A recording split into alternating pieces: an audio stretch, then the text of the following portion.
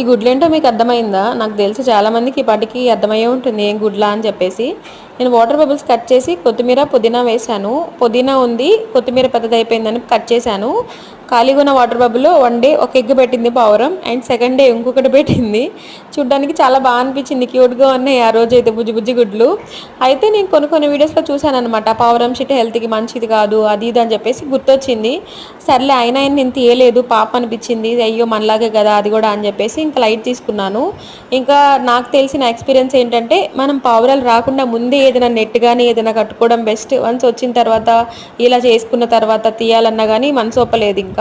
So, ఈసారి next time వేరే పావురం అలా చేయకుండా అడ్డు పెట్టేద్దాం ఏదన్నా అనుకోని దీన్ని ఇలాగే కానిచ్చాననమాట. సో, మీ దగ్గర కూడా ఇలాగే పెట్టాయా? అయితే మీరు ఎక్స్‌పీరియన్స్ చేశారా? నాకు తప్పకుండా కమెంట్ చేయండి. వీడియో నచ్చితే మన ఛానల్‌ని సబ్స్క్రైబ్ చేయడం మర్చిపోకండి. Thank you for watching.